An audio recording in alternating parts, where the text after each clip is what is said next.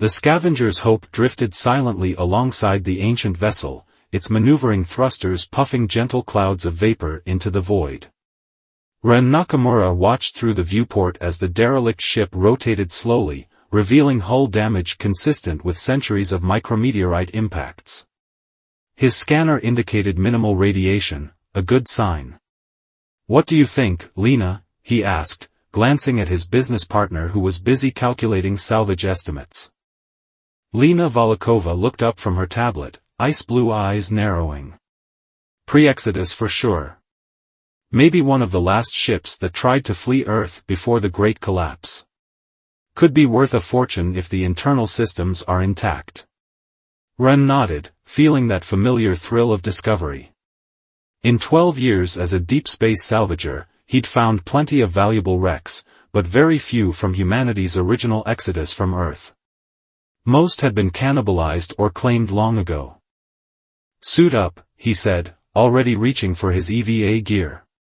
"Let's not keep our payday waiting." 20 minutes later, they were floating through a breach in the ancient hull, helmet lights cutting through the darkness that had remained undisturbed for perhaps 300 years.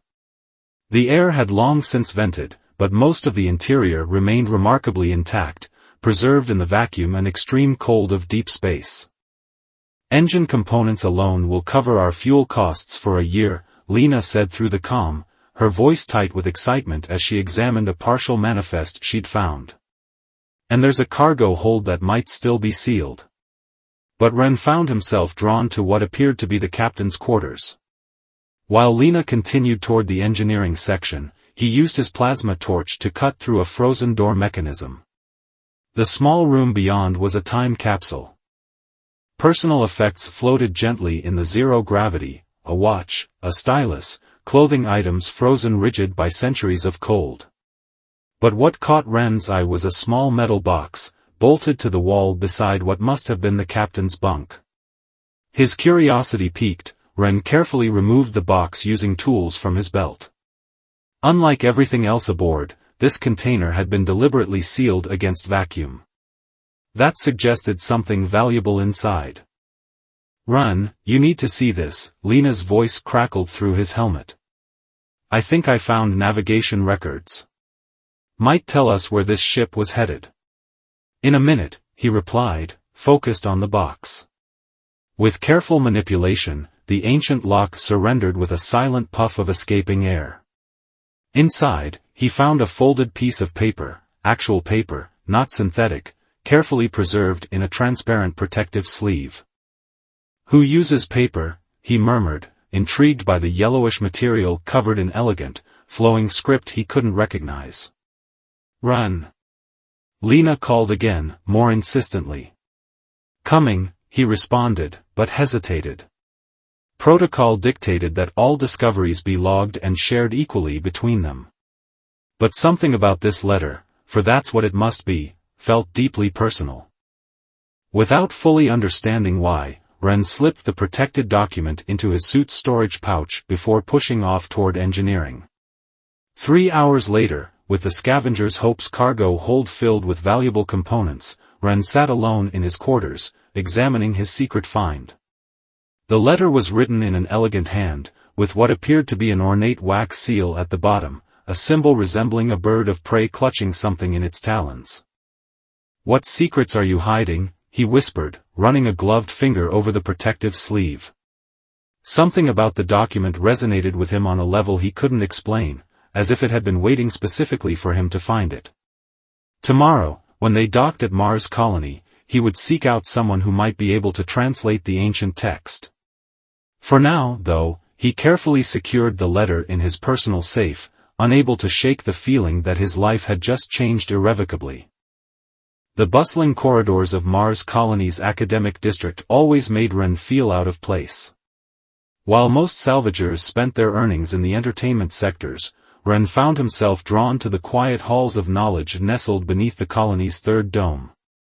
Professor Takashi Haruki's office was tucked away in the linguistics department, a cramped space overflowing with books, actual physical books, a luxury few could afford in the resource-conscious colonies.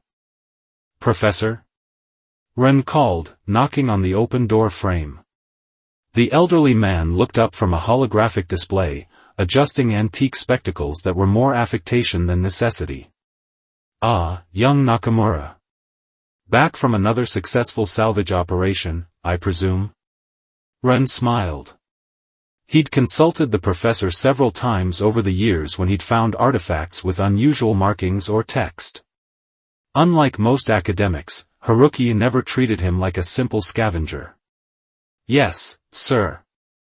Found something you might find interesting. Ren carefully extracted the protected letter from his jacket. It's handwritten, on paper. Professor Haruki's eyes widened. He gestured for Ren to sit while clearing a space on his cluttered desk. May I? He asked, reaching for the document with reverent hands. Ren hesitated, then handed it over. I found it on a pre-Exodus vessel. Hidden in the captain's quarters. The professor carefully placed the sealed document on a scanner, and the text appeared enlarged on his display. His fingers traced the characters in the air as he muttered to himself. Extraordinary, he whispered after several minutes. This is Royal Anturian script. I've only seen examples in archived historical documents. Anturian? Yes, one of the last sovereign nations on Earth before the Great Collapse. They were renowned for their advances in genetics and long-distance space travel. The professor paused, studying Ren with newfound interest. May I ask why you brought this to me rather than turning it in with the rest of your salvage? Ren shifted uncomfortably. I'm not entirely sure. It felt personal somehow. The professor nodded slowly. Perhaps it is. He turned back to the document. The letter appears to be from King Hideo and Yuri addressed to his son, Prince Tomas, who was sent away from Earth before the final catastrophes. It contains coordinates to a colony world, quite distant, beyond our current settlement range, and instructions for maintaining the royal lineage. Ren leaned forward. What kind of instructions? It seems the royal family carried certain genetic markers. They believed these markers were crucial for leadership, enhanced intelligence, longevity, empathy. The king wanted to ensure these traits survived even if Earth did not. The professor hesitated. There's more.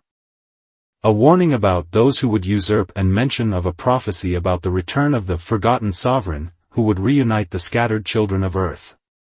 Sounds like typical royal propaganda, Ren said, though he couldn't explain the shiver that ran down his spine. Perhaps. But what fascinates me is that this ship was clearly not heading toward these coordinates. Someone diverted it, perhaps deliberately hiding this royal heir. The professor's eyes gleamed with excitement. This could rewrite our understanding of the Exodus period. Lena's voice startled them both as she appeared in the doorway. So this is where you disappeared to. Her eyes narrowed at the document on the scanner. What's that? Before Ren could answer, Professor Haruki spoke. An interesting historical curiosity. Nothing of commercial value, I assure you. Lena seemed unconvinced but shrugged. The parts from the salvage sold well. Your share's been transferred to your account. After she left, the professor turned to Ren. I don't mean to pry, but do you know anything about your ancestry? Your family history? Ren shook his head. Orphaned during the Phobos mining collapse. Why? There's something unusual about this letter. The preservation technique, the specific location where you found it, it's as if it was meant to be discovered by a specific person. The professor hesitated. Would you consider a simple genetic test? Just to satisfy an old man's curiosity? Ren wanted to dismiss the idea, but that inexplicable connection he felt to the document gave him pause. What would you be looking for? The Royal Anturian line had distinctive genetic markers. If this ship was carrying a royal heir who never made it to the designated colony. The professor left the implication hanging. 3 days later, Ren stared at the results on Professor Haruki's display, his world tilting on its axis. A 99. 7% match, the professor said quietly. Ren, you are a direct descendant of the Anturian royal line. If their colony survived and maintained their traditions, you may well be their king. Ren felt the weight of history crushing down on him. What do I do with this information? The professor's eyes gleamed. We follow the coordinates, of course. As they left the office, neither man noticed the shadow that pulled back around the corner, Lena, her expression calculating as she processed everything she'd overheard. You want to do what? Lena's voice echoed through the Scavenger's Hope's cramped galley. Her face had cycled through disbelief to amusement and settled on irritation. Those coordinates are beyond the Kuiper settlements. It would take months, even with our upgraded drive. Ren had expected resistance, but he needed her. The salvage ship was legally registered as a partnership. I've done the calculations, Professor Haruki interjected, unperturbed by Lena's hostility. With the fuel we can afford, we could make it in approximately 4 months. And what exactly do you expect to find? Lena demanded, crossing her arms. A thriving civilization waiting to crown our Ren as their long-lost king? Her tone dripped with sarcasm, but Ren noticed something else beneath it, calculation. I don't expect anything, Ren said quietly. But I need to know. This is my history, Lena. Maybe the answers to questions I've had my entire life. Lena studied him for a long moment before sighing dramatically. Fine. But we're bringing salvage equipment. If this royal fantasy turns out to be nothing, I want to at least find some abandoned settlement tech we can sell. 2 weeks later, the Scavenger's Hope broke Mars' orbit, its course set for the farthest human journey in recent memory. As the familiar planets of the solar system dwindled behind them, the reality of their mission settled on Ren's shoulders like a physical weight. Having second thoughts?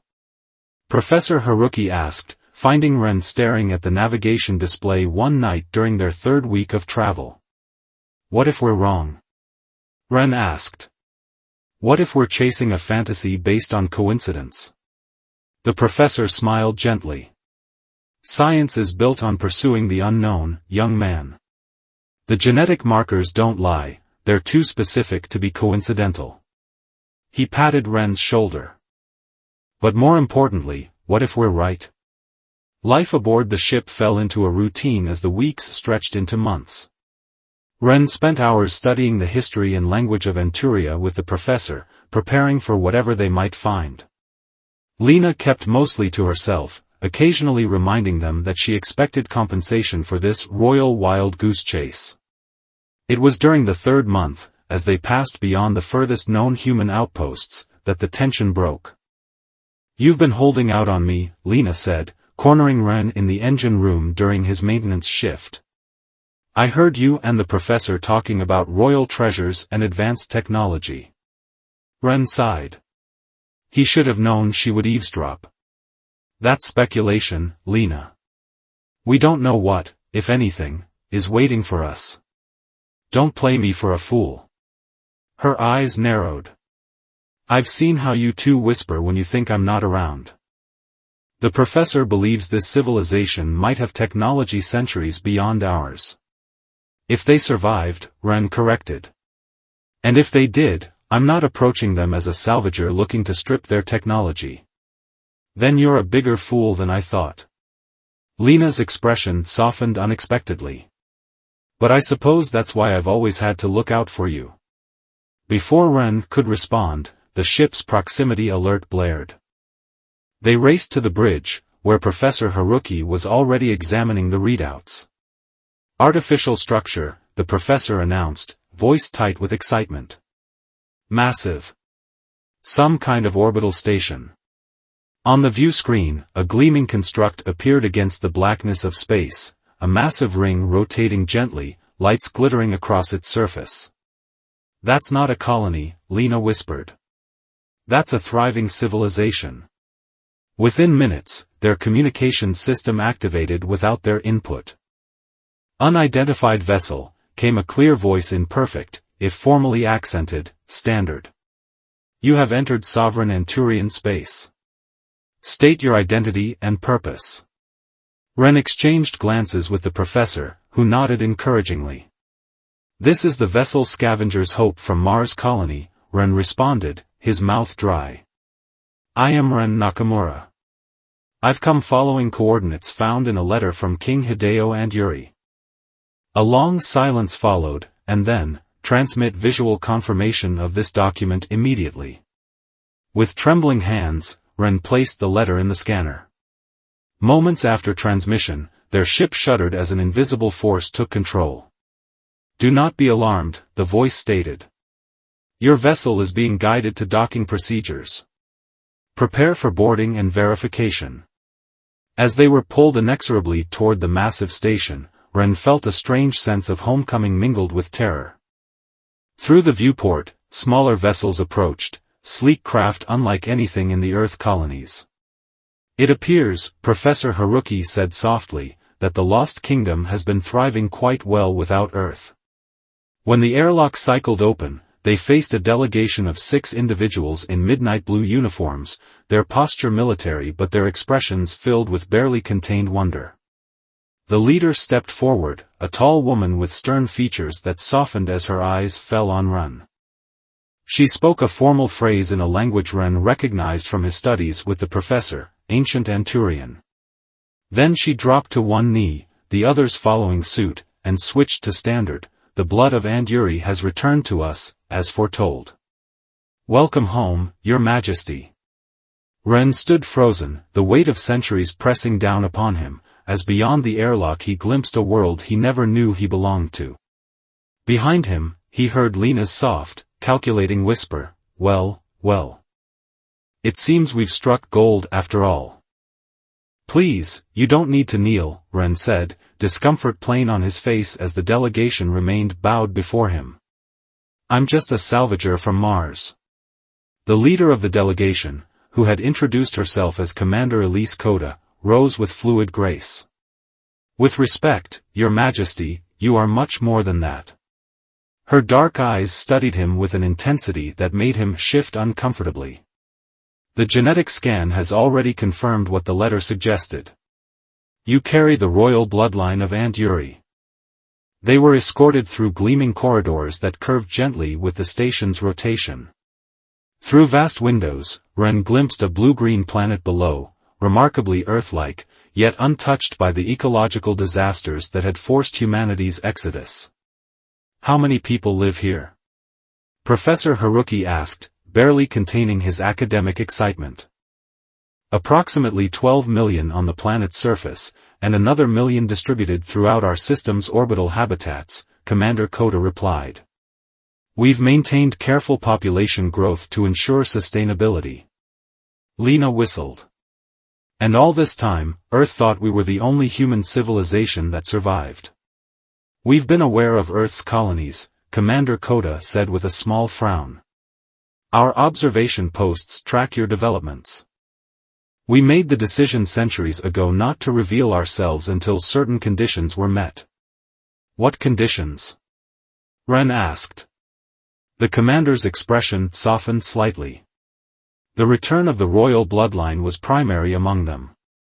They were led into a grand chamber where 7 individuals sat in a semicircle behind a curved table. Unlike the military precision of the escort, these people wore flowing robes of different colors, each embroidered with symbols that Ren recognized from his studies with the professor, the departmental emblems of the old Anturian government. The High Council, Commander Coda announced, stepping aside. A white-haired woman in deep blue robes stood. I am High Counselor Valeria Nimura. We have waited generations for this moment. Her voice carried the weight of authority tempered by genuine emotion. The prophecy speaks of the forgotten sovereign who would return from the stars to unite the scattered children of humanity. I'm not sure I'm the person you're expecting, Ren admitted. I was orphaned as a child. I've spent my life salvaging abandoned technology.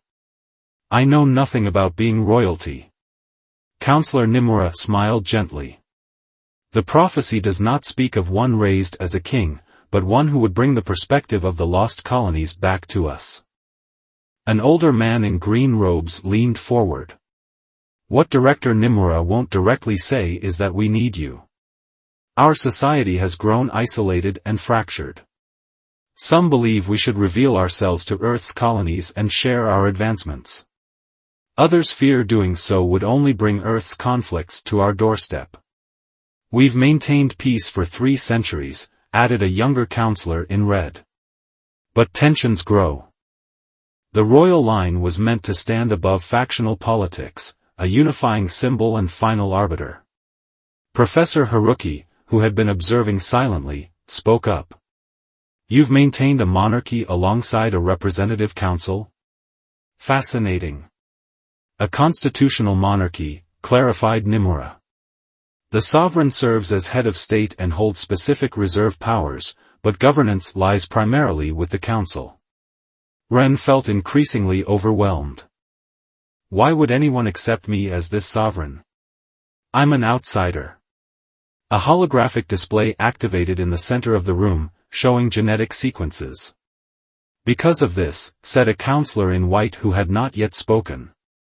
The royal line was genetically modified before the Exodus, enhanced cognitive processing, extended lifespan, heightened empathy. These markers are unmistakable and impossible to forge. Ren turned to Professor Haruki. You knew this? The professor nodded reluctantly. I suspected. The historical records mention genetic gifts in the royal line, though the details were lost. Lena, who had remained uncharacteristically quiet, finally spoke. So what exactly would Ren get out of this arrangement? Wealth? Power? A fancy crown? Several counselors frowned at her bluntness, but Nimura answered directly. Responsibility, primarily. But yes, the comforts and authority that come with the position. More importantly, he would help shape humanity's future reunion. Reunion? Ren questioned. Earth's colonies are expanding, explained Commander Koda. Within decades, they will discover us regardless of our wishes. We must be prepared, united, before that happens. As if to punctuate her words, alarms suddenly blared throughout the chamber. Displays flickered to life showing a vessel, one not of Anturian design but clearly not from Earth's colonies either. Director, reported a voice over the communication system, the Nexus ship has returned earlier than scheduled. They're demanding immediate audience with the Council. Nimura's face hardened. It seems our neighbors have learned of your arrival. She turned to Ren. The Nexus is a coalition of other Exodus groups that settled nearby systems. They've been pressuring us for access to certain technologies we've developed. What technologies? Professor Haruki asked. Faster-than-light communication, for one, said the green-robed counselor. They wish to establish a galactic network with themselves at its center. Commander Koda stepped closer to Ren. This is why the prophecy matters. The return of the sovereign was meant to come before humanity fractures further into competing powers. You represent the link to our shared past, and potentially our unified future. Ren stared at the image of the alien yet human ship, the reality of his situation finally sinking in. His discovery of a single letter had unveiled not just his own heritage but an entirely new chapter of human civilization, one poised at a critical juncture. I need time to think, he said quietly. Nimura nodded. Of course. But understand, Your Majesty, time may be the one luxury none of us have anymore. Your arrival has accelerated events centuries in the making. As they were escorted to private quarters, Lena fell into step beside Ren. Well, Your Majesty, she whispered, a new respect, or perhaps wariness, in her voice, it seems you found something far more valuable than salvage. Ren said nothing, his mind racing with possibilities and responsibilities he had never imagined. The letter that had drawn him across the stars had done more than make him a king, it had placed him at the crossroads of humanity's fractured future. The quarters assigned to Ren would have encompassed most of his salvaged ship. Through panoramic windows, the blue-green jewel of New Anturia hung suspended against the velvet backdrop of space, clouds swirling across its surface in patterns both alien and achingly familiar. "They certainly know how to impress a potential monarch," Professor Haruki remarked, examining the intricate artwork adorning the walls, depictions of Earth's final days and the great exodus that followed. Ren barely heard him. His thoughts swirled like the clouds below. "I can't do this," he said finally. "I'm not equipped to be anyone's king." "Perhaps that's precisely why you should be," the professor suggested. "The reluctant ruler often proves wiser than the ambitious one." The door slid open, and Lena entered without announcement. She'd been given separate quarters but clearly had no intention of staying put. "Have you seen their technology?" she asked, eyes gleaming with excitement. "Their medical facilities alone are centuries beyond the Earth colonies. And their propulsion systems. Is that all you can think about?" Ren interrupted. "Salvage opportunities?" Lena's expression hardened. "I'm thinking about the millions suffering in overcrowded colonies while these people live in paradise. Do you know what access to their medical technology would mean for the mining settlements? For the children dying of radiation poisoning on Europa?" Her words struck home. Ren had seen those settlements, had witnessed the desperate conditions in humanity's farthest-flung colonies. "The counselors said they feared Earth would bring its conflicts here," Ren said. "Maybe some conflict is necessary," Lena countered. "Stagnation isn't peace, it's just slow death." Before Ren could respond, Commander Koda's voice came through the communication system. "Your Majesty, the Nexus delegation has docked. The Council requests your presence." In the Council chamber, tension hung palpable in the air. Beside the councillors stood three newcomers, a woman and two men in sleek gray uniforms that seemed to absorb rather than reflect light. "These are Representatives Finn, DeMarco, and Wei of the Nexus Confederation," Director Nimura introduced them, her voice carefully neutral. Representative Wei, a stern-faced woman with calculating eyes, studied Ren. "So this is the Miracle King? A salvager from Mars?" Her tone made the word salvager sound like an insult.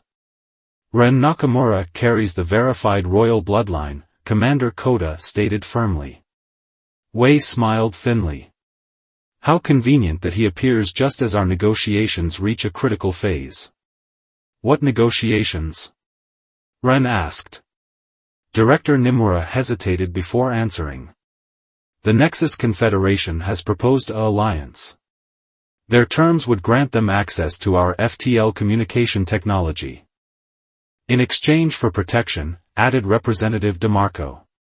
"Our intelligence suggests Earth's military capabilities are advancing rapidly. When they expand this far, and they will, Anturia's isolation will leave it vulnerable." "Protection under Nexus control, you mean," countered the green-robed counselor. Ren listened as the discussion escalated, each side presenting arguments with increasing urgency.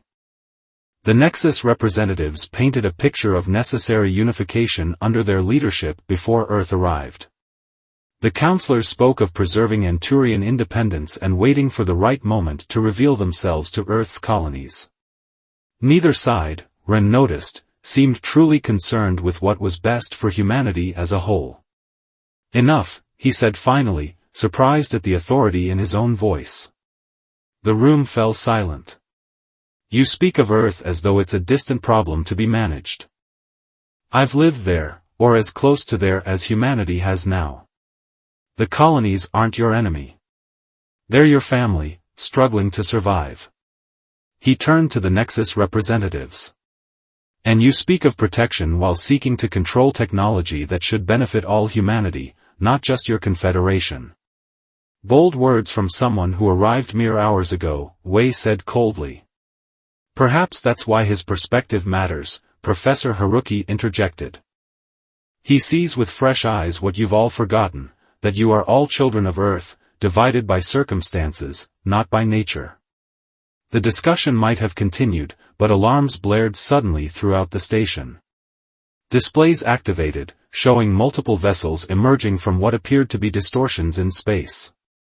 Nexus warships. Commander Coda announced, her expression shifting from surprise to anger as she turned to the representatives. Your diplomatic mission was a distraction. Wei's face remained impassive. We gave you the opportunity to join us willingly. Now we'll take what we need and establish the order humanity requires. You've made a grave miscalculation, Director Nimura stated, her composure unshaken. Our defensive capabilities have been compromised, interrupted Representative Finn, speaking for the first time as he held up a small device. Your shield frequencies are being recalibrated as we speak. As guards moved to apprehend the representatives, Ren's mind raced. Something about the attack pattern seemed familiar, reminiscent of salvage operations he'd witnessed in disputed territories. Your ships are arranged for a standard containment formation, he said suddenly, studying the tactical display. Commander, do your vessels have emergency burst thrusters? Commander Coda nodded, quickly understanding. You're suggesting we create a vacuum collapse. Exactly. It's a trick salvagers use against pirates. If your ships can execute a synchronized burst toward these coordinates, Ren indicated points on the display, the energy displacement will disrupt their formation before their weapons fully deploy. The commander hesitated only briefly before issuing the orders. On the display, the Anturian vessels executed the maneuver perfectly. The resulting energy wave scattered the Nexus ships, forcing them into defensive positions. Now open communications on all frequencies, Ren continued, a plan forming. Broadcast visuals of Earth, the colonies, and Anturia side by side. Remind everyone what we're fighting for, and what we risk losing. As the images flooded the communication channels, Earth's ravaged landscape beside Mars' colonies' domes beside Anturia's thriving ecosystems, Ren addressed both sides. Humanity survived extinction once by working together, not by conquering each other. We have the opportunity to reunite, to combine our strengths rather than exploit each other's weaknesses. He paused, drawing on courage he didn't know he possessed. As heir to Anturia's throne, I propose an alliance, not of submission but of equals. Earth's ingenuity, Nexus's expansion, and Anturia's technology, together. Hours later, as preliminary ceasefire agreements were being drafted, Ren stood alone by the viewport, watching the stars. He sensed rather than heard Lena approach. So, Your Majesty, she said, the old sarcasm tempered with newfound respect, have you decided? Ren nodded slowly. I'll accept the crown, not because I want it, but because it might help bridge these divides. He turned to face her. And I want you and the professor as my advisors. I need people who'll tell me the truth, not what tradition dictates. Lena smiled. A salvager king with a salvager's perspective. There are worse combinations. As they looked out at the stars together, Ren thought about the letter that had started his journey, a message cast into the cosmic ocean centuries ago, finding its way against impossible odds to the one person who could fulfill its purpose.